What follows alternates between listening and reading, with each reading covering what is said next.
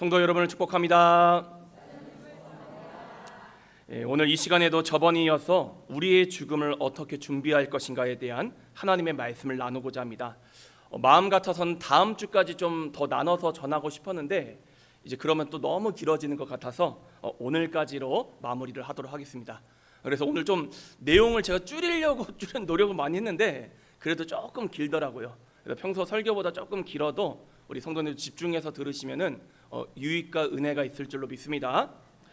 먼저 우리 다섯 번째로 이제 전할 메시지를 말씀드리겠습니다. 함께 따라하겠습니다. 다섯째, 진짜 죽음이 무엇인지 깨달아야 합니다. 죽음에도 종류가 있다라는 거예요. 진짜 죽음이 있습니다. 진짜 죽음. 이거를 깨닫고 준비하는 게 너무나도 중요하다라는 것이죠. 동서고금을 막론하고 우리 인류에게 보편적으로 자리 잡고 있는 믿음이 있다면 인간은 육체만이 아니라 영혼을 지닌 존재이다. 그리고 그 영혼은 불멸, 즉 소멸하지 않는다라는 그런 믿음을 가지고 있다라는 것이지요. 함께 따라하겠습니다. 사람은 영혼을 지닌 존재이다. 육체는 소멸해도 영혼은 불멸한다. 이 영혼이 있고 없고가 동물과 우리 사람을 결정짓는 중요한 기준이 된다는 것입니다. 마찬가지로 하나님의 말씀인 성경 또한 우리 사람은 영혼을 지닌 존재이다 분명하게 선포하고 계십니다. 창세기 2장 7절 말씀을 제가 새번역 성경으로 읽어드리겠습니다. 주 하나님이 땅의 흙으로 사람을 지으시고 그 코에 생명의 기운을 불어넣으시니 사람이 생명체가 되었다.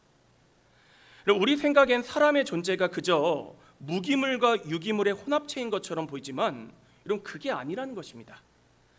그 코에 생기를 불어넣으시니 우리가 살아있는 존재가 되었다. 즉 우리의 육체를 빚으시고 거기에 당신의 형상인 영혼을 창조하시고 깃들도록 하셨다라는 것입니다. 그런데 이 영혼이 어떻다고요? 소멸하여 사라지질 않습니다. 우리의 육체는 결국 썩어져 사라진다 할지라도 영혼은 남게 된다는 것이죠. 왜 그런 것일까요? 하나님께서 우리 사람의 존재를 그렇게 정하셨고 붙들고 계시기 때문에 우리의 영혼이 불멸한다는 것입니다. 그래서 성경이 가르치는 죽음은 엄밀하게 이야기해서 소멸하여 완전히 사라지는 것이 아닙니다.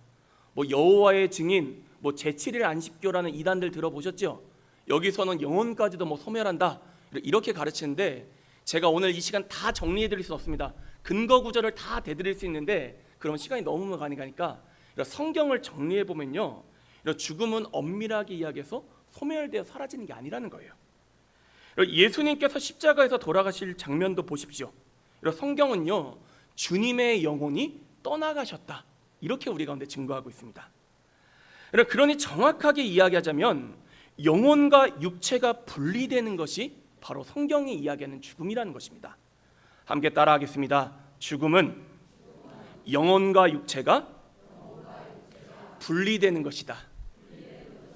소멸이 아니라 뭐라고요? 분리라는 거예요. 분리. 우리가 죽게 되면 1차적으로 어떤 일이 일어나느냐? 믿는 자의 영혼은 떠나서 하나님의 품으로 돌아가게 됩니다.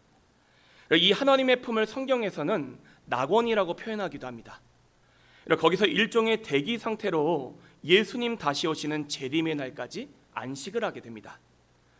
반면 믿음 없이 죽은 자들의 영혼은 성경 표현을 그대로 빌려오자면 음부라는 곳에 심판 날까지 대기하게 됩니다. 그리고 이곳에 들어가게 되면요, 더 이상 우리의 구원의 여부를 바꿀 수도 없고 그저 예수님 다시 오시는 날까지 어두움 가운데서 심판을 기다리게 된다는 것입니다. 그렇다면 영혼은 그렇다 치고 남은 우리의 육체는 어떻게 되겠습니까? 당연히 땅에 썩어져 흙으로 돌아가게 됩니다. 하나님께서 우리 사람을 지으실 때 먼저 뭘로 지으셨다고요? 흙으로 지으셨습니다. 그리고 뭘 불어넣으셨습니까? 생기, 영혼을 불어넣으셨습니다. 여러분, 하나님께서 또 우리 가운데 이렇게 명령을 내리시기도 했습니다. 창세기 3장 19절을 보면 이렇게 말씀하십니다. 너는 흙이니 흙으로 돌아갈 것이니라. 하지만 이것으로 끝이 아닙니다. 예수님 다시 오시는 날 죽었던 모든 사람들은 부활하여 주님께서 예비해 두신 새로운 신령한 육신으로 갈아입게 됩니다. 그럼 예수님을 믿던 사람이든 아니든 간에 모두가 다 부활한다라는 거예요. 아까 제가 죽음이 뭐라고 말씀드렸습니까? 영혼과 육체가 분리되는 것이라고 말씀을 드렸습니다. 그런데 예수님께서 다시 오시는 날 대기 상태에 있던 우리의 영혼이 신령한 새 육신을 입고 다시 하나가 됩니다. 이걸 두 글자로 뭐라고 한다고요? 부활이라고 하는 거예요. 그러니까 죽음은 영혼과 육체가 분리되는 것이라면 영혼과 육체가 다시 하나 되는 게 뭐라는 거예요? 부활이다. 근데 이전의 육신이 아닙니다. 미리서 준비해 놓으신 새로운 신령한 육신, 정확히 이게 뭔지는 우리는 모릅니다. 근데 성경에 그렇게 기록되어 있어요. 그 육신으로 갈아입게 된다는 것이죠. 그래서 예수님께서는 요한복음 5장 29절에서 이렇게 말씀하십니다. 선한 일을 행한 자는, 즉 예수님을 믿는 자들입니다, 생명의 부활로, 악한 일을 행한 자는 심판의 부활로 나오리라. 그러니까 모두가 부활하긴 하는데 부활에도 종류가 있다는 것입니다. 생명의 부활이 있는 반면 어떤 부활도 있다고요? 심판의 부활도 있다는 것이죠. 이제 그 다음이 가장 핵심인데, 믿음 가운데 죽었다가 다시 부활한 이들은 어디로 가게 되겠습니까? 천국으로 들어가게 됩니다. 하나님의 나라라고도 하지요. 이곳에서 영원히 기뻐하며 안식하게 됩니다. 그래서 이들의 부활은 생명의 부활이다, 이렇게 말씀을 하신 것이죠. 하지만 예수님을 믿는 믿음 없이 죽었다가 부활한 이들은 어디로 가게 됩니까? 지옥에 들어가 영원히 고통 가운데 격리가 됩니다. 차라리 지옥에서라도 소멸되어 사라진다면 낫겠지만 하나님께서 우리 사람의 존재를 그렇게 정하지 않으셨다는 것입니다. 듣기에는 상당히 불편하고 어려운 내용입니다. 근데 저도 다른 이야기를 할 수가 없습니다. 왜냐? 하나님의 말씀인 성경이 전하고 있는 바이기 때문입니다. 그래서 이들의 부활을 어떤 부활이라 말씀하셨다고요? 심판의 부활이다, 이렇게 말씀하셨다는 거예요. 그런데 갑자기 왜 이러한 제가 교리적인 내용들을 정리해드렸냐? 먼저는 우리의 죽음 이후에 일어날 일들에 대해서 우리 성도님들께서 이해하고 준비하시기를 바라기 때문입니다. 흔히 그러지요. 알고 맞는 매가 낫다. 저도 보통 병원에 가서 어떤 검사를 하게 될 때 의사 선생님께서 아무 말씀도 안 하시면 그렇게 겁이 나더라고요. 그런데 앞으로 이런 절차를 밟게 될 것입니다, 또 이런 일들이 있을 것입니다, 미리서 알려주시면 덜 무섭게 느껴지더라고요. 죽음도 마찬가지라는 것입니다. 죽음 이후에 일어날 일들에 대해서 알고 있는 것과 모르고 있다가 갑자기 죽음을 맞닥뜨리는 건 차원이 다르다라는 것입니다. 그리고 무엇보다도 이러한 우리의 그 신앙 고백들을 통하여서 우리 성도님들께서 이 한 가지 사실을 마음에 새기시기를 바랍니다. 무엇이냐? 바로 죽음은 그것으로 끝이라는 것입니까? 아니면 그 다음이 있다라는 것입니까? 그 다음이 있다라는 것입니다. 그러니 우리는 지난 시간에 이야기했던 것처럼 죽음을 가볍게 여기진 말되, 그렇다고 죽음 자체에 너무 함몰되어 두려워할 이유는 없다라는 것입니다. 왜냐하면 우리 그리스도인들에게 죽음은요, 끝이 아니라 통과점이요, 새로운 시작을 준비하는 출발점이 되기 때문입니다. 함께 따라고 배워가겠습니다. 죽음은 끝이 아니라 통과점이다. 새로운 출발점이다. 고백하십니까? 그리고 그렇게 새롭게 맞이한 천국에서의 삶은요, 우리가 이 땅에서 누렸던 삶과는 비교할 수 없을 정도로 영화로우며 영원한 삶이라는 것이지요. 그럼 만약 죽음으로 끝이고 이 세상에서의 삶이 전부라고 한다면 그럼 과연 우리가 하나님을 믿을 이유가 있겠습니까? 그럼 제가 살면서 제일 이해가 안 가는 문제 중에 하나가 분명 예수 잘 믿으시는 분이었습니다. 그런데 하나님께서요, 젊은 날에 허무하게 데려가 버리십니다. 저는 이 모습을 지켜보며 도대체 이게 뭘까 싶었습니다. 그럼 만약 이 땅에서의 삶만으로 국한해서 생각한다면 도저히 답이 나질 않았고 하나님의 공의로우심에 대해서 의심할 수밖에 없었다라는 것이죠. 하지만 영원에 잇대어서 생각해보니 답이 보이기 시작했습니다. 우리의 삶이 이 땅에서 끝이 아니며 영원한 천국에서의 삶이 분명히 있다는 사실을 깨닫게 되니 그 죽음이 이해가 되고 받아들여지게 되었다라는 것입니다. 왜냐? 이 땅에서의 삶은요, 짧게 살건 길게 살건 얼마만큼 살았느냐가 중요한 게 아니라 어떻게 믿음으로 승리하였는가, 이 사실이 더 중요하기 때문입니다. 함께 따라 고백하겠습니다. 삶은 믿음으로 승리하는 것이 가장 중요하다. 뭐 몇 세까지 장수하고 어떻게 살고, 여러분 이게 본질이 아니라는 거예요. 믿음으로 승리하여 천국에 들어가느냐 안 들어가느냐가 우리 인생의 가장 중요한 문제라는 것입니다. 그러니 성도님들께 다시 한 번 더 당부를 드립니다. 최선을 다해 살아가시되 이 땅에서의 삶에 대해서 너무 지나치게 연연하지는 마시기를 바랍니다. 무슨 삶을 쉽게 포기하라, 그런 뜻으로 드리는 말씀이 아닙니다. 우리가 이 땅에서의 삶에 지나치게 집착을 하고 또 이 땅에서의 삶만으로 우리 영혼의 가치를 매기면요, 이는 결코 주님의 뜻이 아니라는 것입니다. 그리고 해결되지 않는 문제들이 너무나도 많이 발생합니다. 아울러 무엇보다 지나치게 죽음을 두려워할 확률이 높아진다는 거예요. 목회를 하다 보면 그런 경우를 보게 됩니다. 분명 이 정도면요, 다른 사람에 비해서 훨씬 장수하셨습니다. 그런데도 삶에 너무 집착을 하시는 거예요. 돈에 집착을 하고 명예에 집착을 하고 건강에 집착을 하고, 그러다 보니 나의 죽음을 애써 망각하려고 합니다. 그리고 마치 죽으면 그 모든 것들을 다 잃어버릴 것처럼 생각해서 어떻게 해서든 죽음으로부터 도망치려는 삶을 살려고 합니다. 그런데 잘 생각해 보십시오. 성경 말씀대로 하면요, 죽음은 도망칠 대상이 아니라 직면해야 될 대상이라는 거예요. 왜냐하면 히브리서 9장 27절에서 우리 가운데 뭐라고 말씀하셨습니까? 한 번 죽는 것은 사람에게 정해진 것이요, 그 후에는 심판이 있으리니. 우리가 아직 죄인 되었을 때의 죽음은요, 형벌의 목적이 강했습니다. 하지만 예수님을 믿고 의롭다 칭함을 받은 이후의 죽음은 더 이상 형벌의 의미가 아니게 되었다는 거예요. 오히려 죽음이 천국으로 갈 준비를 하기 위한 통과점에 불과하게 되었다는 것입니다.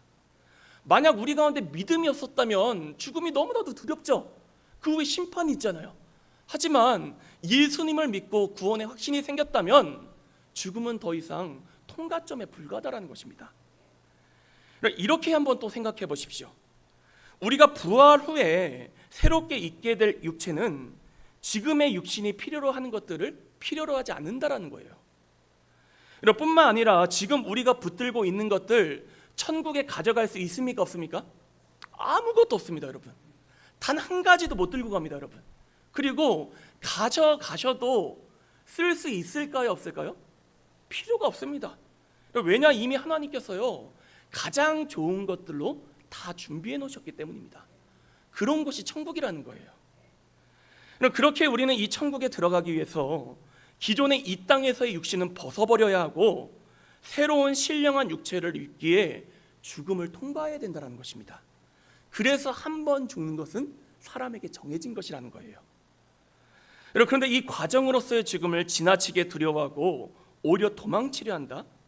이건 말씀이 우리에게 가르쳐 주시는 올바른 모습이 아니라는 것입니다. 그러니 살아있는 동안 늘 이 고백을 여러분 되뇌이시기를 바랍니다. 죽음은 끝이 아니라 뭐에 불과하다고요? 통과점에 불과하다. 내 삶은 이 땅에서 결론 지어지지 않는다. 생명의 주인은 하나님이시기에 하나님 부르실 때까지 인내하며 최선을 다하면 그만이다. 이 고백으로 승리하는 우리 모두가 될 수 있기를 간절히 축복합니다.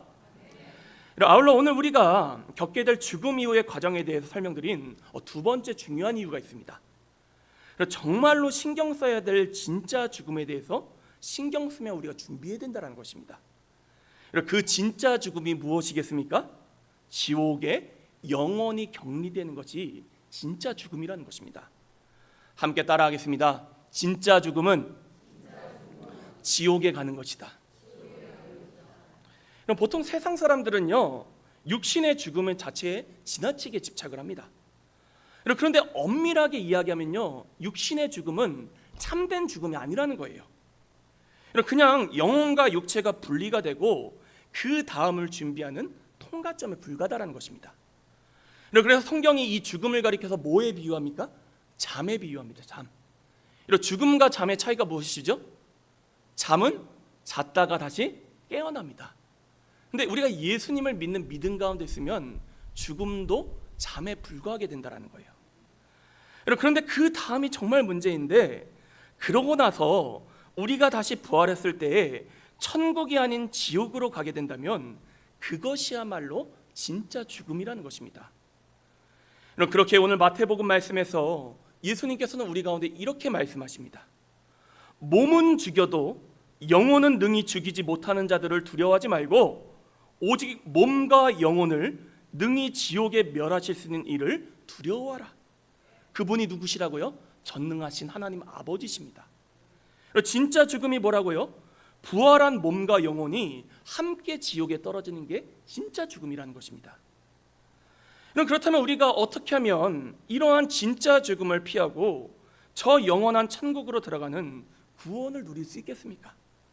이런 방법은 딱 한 가지입니다. 이런 본문 32절과 33절에서 예수님께서는 이렇게 말씀하십니다. 누구든지 사람 앞에서 나를 시인하면 나도 하늘에 계신 내 아버지 앞에서 그를 시인할 것이요, 누구든지 사람 앞에서 나를 부인하면 나도 하늘에 계신 내 아버지 앞에서 그를 부인하리라. 다시 말해서 누구를 믿으셔야 된다고요? 예수 그리스도. 누구를 붙잡으셔야 된다고요? 예수 그리스도. 내가 만일 내 입으로 예수를 주로 시인하며 하나님께서 그를 죽은 자 가운데서 살리신 것을 내 마음에 믿으면 구원을 받으리라. 아담 안에서 모든 사람이 죽은 것 같이 그리스도 안에서 모든 사람이 삶을 얻으리라. 그가 모든 원수를 그 발 아래 둘 때까지 반드시 왕노릇하시리니 맨 나중에 멸망받을 원수는 사망이니라. 사랑하는 성도 여러분, 통과점에 불과한 육신의 죽음 분리 말고요, 진짜 죽음을 생각하며 사셔야 제대로 사실 수 있다는 것입니다. 정말로 우리가 붙들어야 될 분이 누구신지를 깨닫게 된다는 것입니다. 바라기는 오늘 주신 말씀을 돌아보시며 물론 우리의 육신의 죽음도 준비해야겠지만 나는 진짜 죽음을 준비하기 위해 예수님을 믿는 믿음을 온전히 붙들고 있는가를 다시 한 번 더 점검하며 나아가는 저와 여러분 모두가 될 수 있기를 간절히 축복합니다. 사랑하는 성도 여러분, 예수 잘 믿으시기를 바랍니다. 이제 6번째 메시지를 전하고 말씀을 마치겠습니다. 함께 따라하겠습니다. 6째, 그리스도인다운 장래 예절을 배워야 합니다. 죽음을 가지고 영혼을 농락하는 이들을 피해야 합니다. 이들이 누굴까요? 무당, 점집 이런 데입니다. 운세 보는 것들. 하나님 앞에 죄입니다, 여러분. 사실 이 부분을 제가 좀 길게 다루고 싶었는데 그럼 오늘 설교가 안 끝날 것 같아요. 다음번에 제가 좀 더 나누는 걸로 하고 마지막에만 이 부분 잠깐 다루도록 하겠습니다. 이런 질문 하나 드려보겠습니다. 그리스도인들이 누군가가 별세하셨을 때에 삼가 고인의 명복을 빕니다라는 인사말을 써도 될까요? 안 될까요? 안 됩니다, 여러분. 가끔 이제 잘 모르시고 하시는 거겠죠. 이 인사말을 쓰시는 분들인데 여러분 그러시면 안 됩니다. 명복이라는 말 자체가 불교나 무속시상에서 사용되는 표현이기 때문입니다. 쉽게 이야기해서요, 죽은 사람이 저승에 가서도 복받길 바란다, 이 인사가 이 말입니다.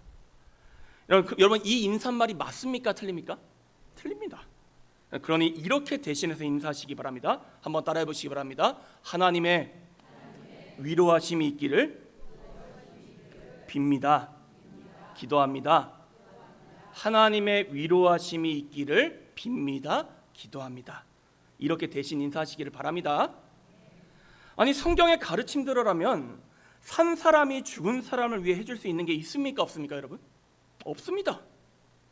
일단 부르심을 받으면요, 그 다음부터는 철저하게 하나님의 영역입니다. 생명의 주인은 하나님이시기 때문에 우리가 그 영역을 함부로 침범할 수 없다라는 것이죠. 그래서 성경을 읽어보면 산 사람이 죽은 사람을 위해서 기도하거나 그 사람의 구원의 여부에 영향을 끼치려고 한다거나 하는 행위를 일절 금지하고 있는 것입니다. 그래서 우리 개신교에서는요, 천주교에서처럼 통공이라고 하죠. 죽은 자들을 위해서 기도하지 않습니다, 여러분. 또 연옥에 대한 그런 믿음도 없습니다, 우리는. 왜냐하면 철저하게 죽은 자들은 누구의 영역이라고요? 하나님의 영역이다. 그래서 우리 개신교인들이 또 한 가지요. 그래서 제사를 드리지 않는 것입니다, 여러분. 무슨 부모님을 갖다 공경하지 않아서 제사를 안 드리는 게 아니라 성경 말씀에서 죽은 자들은 누구의 영역이라고요? 아무리 내 부모라 할지라도 하나님의 영역이기 때문입니다. 그래서 장례 절차도 기독교식으로 진행된 걸 보면요, 철저하게 남아있는 유가족들에게 초점이 맞춰져 있습니다. 아니 제 아무리 제사상 거하게 차린다 한들 죽은 이들이 그걸 먹을 수 있겠습니까, 여러분? 그럼 보통 제사 끝나고 나면 다 누가 먹어요? 가족들이 먹습니다. 요즘엔 보니까 자기들 먹고 싶은 거는 피자, 치킨, 햄버거 뭐 이런 것도 올리는 경우도 보게 되더라고요. 그럼 차라리 맛있게 요리해서요, 살아있는 가족들하고 나눠 드십시오. 그게 부모님 더 기뻐하지 않으시겠습니까? 그럼 보통 제사상 차리면 어떻게 됩니까? 다 식어 빠져버립니다. 진짜로 돌아가신 부모님이 드실 수 있다면 저는 이렇게 말씀하실 것 같아요. 애야, 전자레인지 좀 돌려와라. 너무 차갑다. 저는 성도님들께 다시 한 번 더 권면을 드립니다. 제사 대신 가족들이 함께 모여서 돌아가신 부모님을 추모하시고 하나님 앞에 신앙을 다짐하는 추도 예식의 시간으로 대신하시기를 바랍니다. 본인께서 인도하기가 어려우시다면 목회자를 초청하셔도 좋고, 그게 만약 좀 부담되신다면 저에게 순서지만 부탁하시면 제가 만들어 드리겠습니다. 그리스도인답게 장례, 추모 예식을 가지시기를 바랍니다. 아울러 또 구체적으로 말씀을 드립니다. 49제 하시면 됩니까, 안 됩니까? 안 됩니다. 49제가 뭔지는 알고 계십니까, 여러분? 이제 불교에서요, 더 좋은 환생하시라고 드리는 예식이 49제입니다. 아니 예수 믿고 천국 갔다면 49제가 무슨 소용이 있겠습니까, 여러분? 기억하시고 그리스도인답게 장례를 치르시기를 바랍니다. 왜냐하면 이 모습을 통해서요, 다른 믿지 않는 사람들이 우리가 믿는 신앙에 대해서 생각해보게 만들어야 된다는 거예요. 아마 성도님들 중에서는요, 믿지 않는 시댁 식구들 때문에 어쩔 수 없이 제사에 참여하시는 분들이 분명히 계실 것입니다. 저는 여러분 정죄하지 않습니다. 제가 반대 입장이라면 쉽지 않겠다 똑같이 생각을 합니다. 불가피하게 제사를 도와드려야 한다면 음식 준비는 도와드리시되, 다만 여러분께서는 절 대신 살아있는 가족들을 위해 하나님께 기도하시기를 바랍니다. 누구를 위해서 기도하셔야 된다고요? 돌아가신 분들 말고 살아있는 가족들을 위해서 기도하시기를 바랍니다. 그리고 자연스럽게 가족들을 전도하시면서 가족의 장례 관련 문화도 기독교식으로 바뀔 수 있도록 노력하시기를 바랍니다. 왜 이렇게 해야 된다고 제가 말씀드렸죠? 복음을 전하기 위해서, 또 말씀이 가르치고 있는 죽음과 죽음 이후의 삶에 대해서 전하기 위해서입니다. 이를 실천하는 우리 모두가 될 수 있기를 다시 한 번 더 축복합니다. 그리고 또 당부드릴 게 있습니다. 좀 여러 가지가 있는데, 흔히 우리가 3일장을 많이 하지 않습니까? 그 마지막 날을 보통 우리가 어떤 날이라 불러요? 발인, 이렇게 부릅니다. 그런데 이 표현도 쓰지 않으셨으면 좋겠습니다. 믿는 분이 돌아가셨으면 천국 환송이라 표현하시고, 믿지 않는 분이 별세하셨거나 모두를 포괄하는 표현으로는요, 출관이라는 표현을 사용하시면 좋겠습니다. 왜냐하면 이 발인이라는 표현에도요, 다른 종교의 그런 의미가 들어있는 표현입니다, 여러분. 함께 따라해 볼까요? 천국 환송, 출관. 그럼 대신해서 쓰시기 바랍니다. 그리고 3일장을 하시든 2일장을 하시든 4일장을 하시든 아무런 상관이 없습니다, 여러분. 다만 교회장으로 치르는데 주일이 마지막 날이다? 그러면 장례 마치는 날을 그 다음 날로 미루시는 게 좋습니다. 그럼 보통 목회자들은 어지간해서 주일에 장례 인도를 하지 않는 관례가 있습니다. 이를 참고하시고, 여러분 만약에 장례 마지막 날이 주일이면 어떻게 하셔야 된다? 그 다음 날로 미루시면 좋겠습니다. 교회 장일 때는요. 참고하시기를 바랍니다. 또 한 가지요. 그럼 매장을 하시든지 화장을 하시든지 장례 예식 자체는 어떻게 하시든지 전혀 상관이 없다라는 거예요, 여러분. 과거 중세시대 교회에는요, 그런 미신이 있었습니다.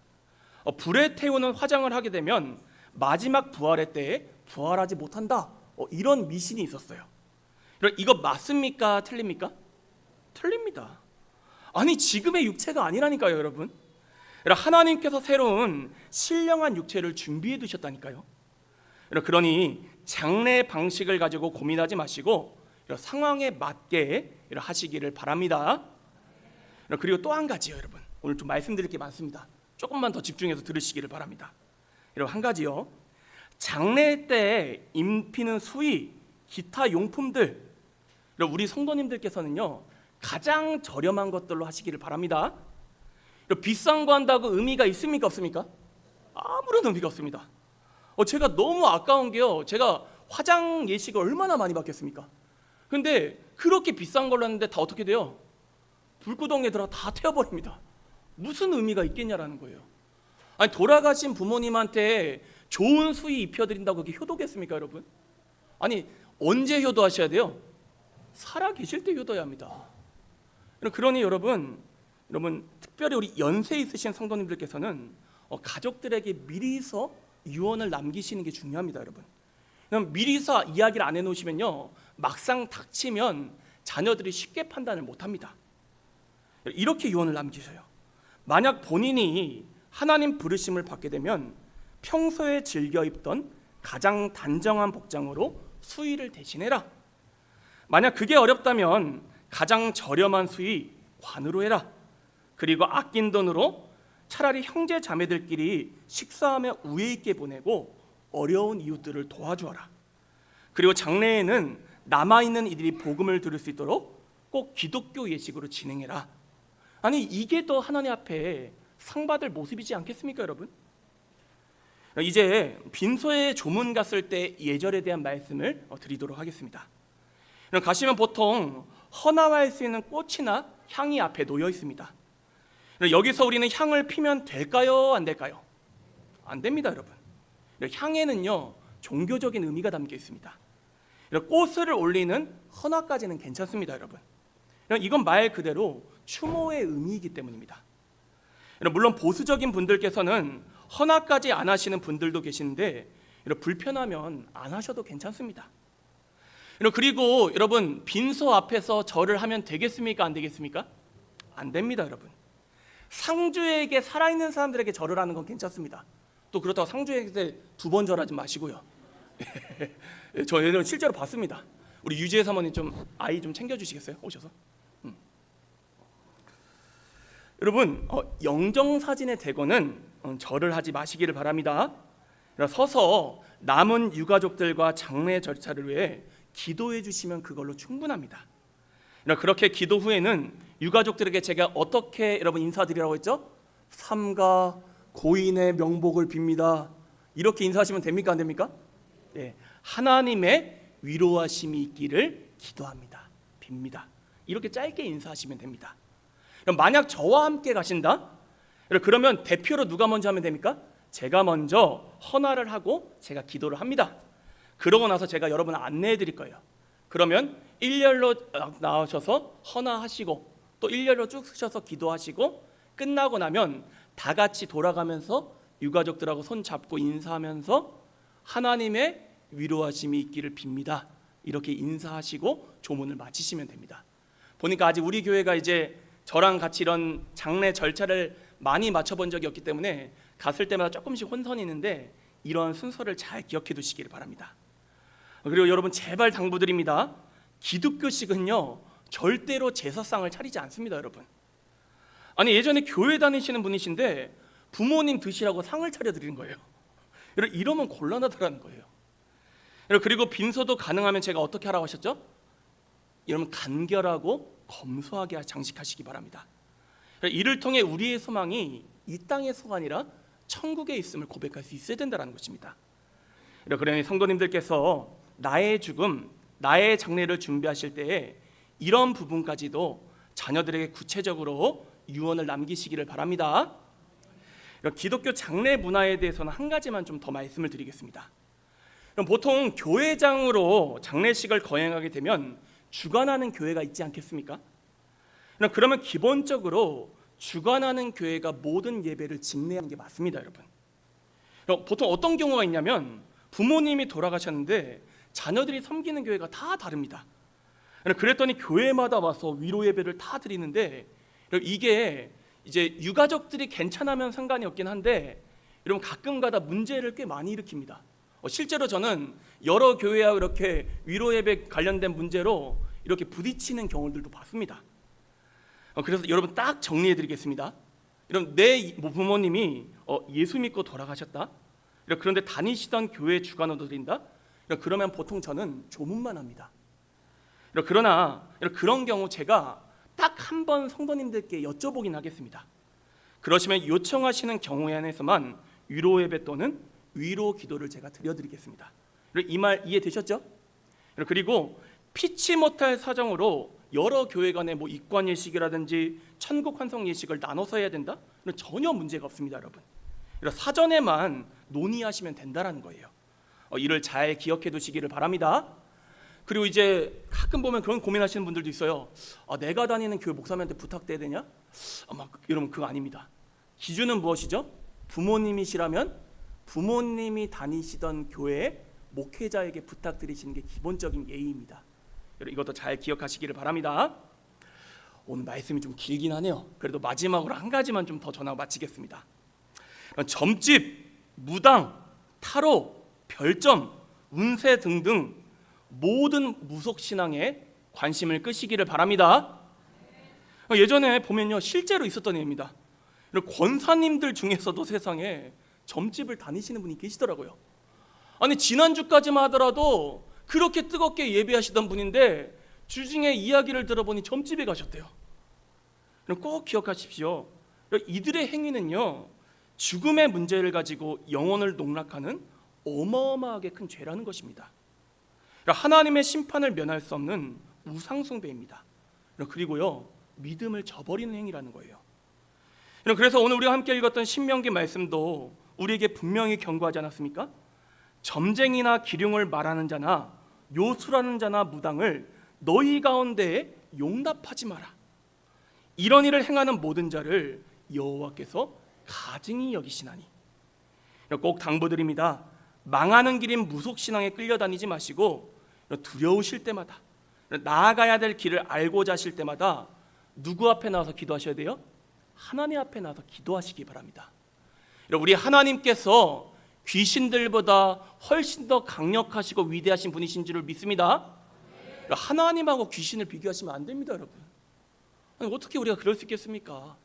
아니, 나를 구원하신 예수 그리스도 앞에서 우리가 어떻게 그럴 수 있겠냐라는 거예요. 꼭 기억하시고 여러분 하나님을 따라가시기를 바랍니다.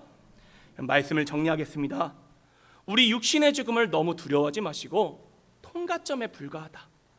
빨리 부르심을 받거나 늦게 받는 게 중요한 게 아니라 천국 들어가는 게 중요하다는 것을 꼭 마음에 새기시기를 바랍니다. 아울러 진짜 죽음, 지옥에 가지 않고 구원받기 위해 예수의 이름을 끝까지 붙드는 우리 모두가 될 수 있기를 간절히 축복합니다. 마지막으로 그리스인다운 장래 문화, 예절을 지키시고 특히 점집이나 무속신앙을 따라가는 큰 죄를 범하지 마시고 하나님을 의지하며 기도하며 나아가는 우리 모두가 될 수 있기를 간절히 축복합니다.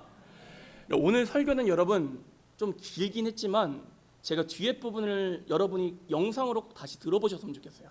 그래서 잘 숙지하시고 그리스도인답게 살아가시기를 다시 한번 더 축복합니다. 함께 기도하도록 하겠습니다.